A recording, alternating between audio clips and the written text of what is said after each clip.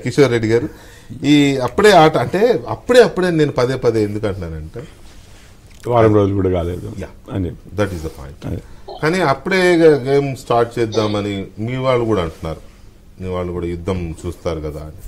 కాకపోతే బీఆర్ఎస్ కొంచెం స్పీడ్గా మాట్లాడుతుంది. నిజానికి కేసీఆర్ గారు ఫస్ట్ రోజు అన్న మాట ఏంటంటే బయటకు వచ్చి చెప్పిన మాట మీటింగ్లోంచి, ప్రభుత్వం కుదురుకోవాలి, మనం తొందరపడద్దు, మనం నిర్మాణాత్మక ప్రతిపక్షంగా వ్యవహరిద్దాం, మనం కక్షతోనో దీంతోనే వెళ్ళొద్దని కేసీఆర్ గారు చెప్పారని వీళ్ళే చెప్పారు. మళ్ళీ వెంటనే ఆట మొదలైందని లేకపోతే ఇంకోటని వాళ్ళు కొట్టుకొని వస్తారని ఏదేదో చూస్తా ఉన్నాం. నిన్న నా హెడ్డింగ్ కూడా అదే, కేటీఆర్ గారు అన్నమాట ఆట ఇప్పుడే మొదలయ్యింది అంటే ఆట ఆడుకుందాంరా అని నేను పెట్టాను. సో బీజేపీ వైపు నుంచి దీన్ని ఎలా అనలైజ్ చేస్తారు? ముందు వెంకటకృష్ణ గారు, మీకు అద్దంకి దయాకర్ గారికి, తాడు శ్రీనివాస్ గారికి, ఏబిఎన్ ఆంధ్రజ్యోతి ప్రేక్షకులందరికీ నమస్కారం అండి. నేను అనుకోవడము ఆట త్వరగా మొదలు పెట్టడానికైనా లేకపోతే త్వరగా మొదలు పెట్టాలనడానికి ఉత్సుకత చూపించడమైనా కానీ పార్లమెంటరీ ఎలక్షన్స్ 4 నెలల్లో ఉన్నాయండి. దానికోసం అనమాట. సో ఈ పార్లమెంటరీ ఎలక్షన్స్ కోసమనే కాదు, పార్లమెంటరీ ఎలక్షన్స్లో ఎన్ని ఎంపీ సీట్లు వచ్చాయి, ఎన్ని రాలేదు అనేది అది పార్లమెంట్లో, లోక్సభలో మన ప్రాతినిధ్యం ఎంత ఉంటుంది అనేదే కాదు. ఆ ఎలక్షన్లలో వచ్చే రిజల్ట్స్ని బట్టి మళ్ళీ ఏమైనా అలజడి ఇక్కడ తయారయ్యే అవకాశం ఉందేమో అని చెప్పి అన్ని పార్టీల వాళ్ళు ఆలోచిస్తున్నట్టుగా నాకు అనిపిస్తుంది బేసిక్గా.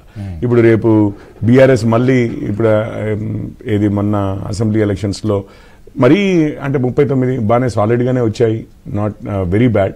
కానీ అసలు పార్లమెంట్లో అసలుకే తగ్గిపోయి రోజుకి ఉన్నవారి యొక్క మానసిక స్థైర్యం తగ్గిపోతే తర్వాత ఏమవుద్దో అనేది ఒక భయం కావచ్చు.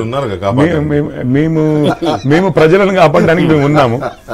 ఒక్క విషయము, ఇప్పుడు ఎంఐఎం ఉంది, రెండోది ఎంఐఎం వాళ్ళు ఏమి కామెంట్లు చేయరు ఇట్లాంటివి, అది ఎక్స్పెక్టెడ్. ఎందుకంటే ఇప్పుడు అధికారంలో ఎవరుంటే వాళ్ళతో ఉంటారు. గ్యారంటీగా ఇంకొక 3, ఇప్పుడు 4 రోజులే అయింది, వారం రోజులే అయింది, ఇంకొక 2-3 వారాలు ఆగండి, క్లియర్ గా కనిపిస్తుంది. మళ్ళీ ఎప్పటిలాగానే ఎంఐఎం అధికారం ఉంటుంది, బాధ్యత ఉండదు.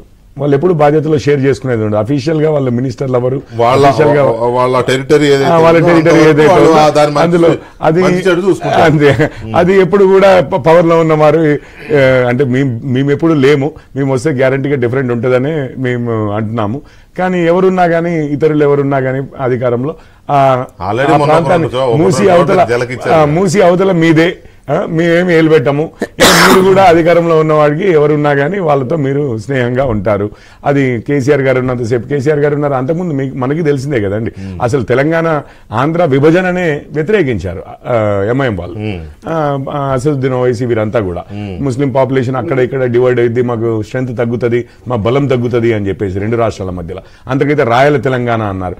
అట్లాంటిది అన్నది కూడా జస్ట్ మళ్ళీ ఒక్కసారి బీఆర్ఎస్ అధికారంలోకి రాగానే బీఆర్ఎస్ వైపు పూర్తిగా వెళ్లారు. బీఆర్ఎస్ వారు కూడా అట్లాగే వారిని కలుపుకున్నారు. ఈ రోజు కాంగ్రెస్ కూడా అదే అవుతుంది ఇంకొక 4 రోజుల్లో. సో మేమున్నాము అనేది ఏదైతే ఉందో, ఇది బీఆర్ఎస్, కాంగ్రెస్, ఇది ఎంఐఎం ప్లస్ బీజేపీ అని చెప్పి ఏదైతే మాట్లాడుతున్నారో అవి క్లియర్ గానే జనాలకు తెలుస్తాయి విషయాలు ఏంటి అనేది. ఇంకొక వారం 2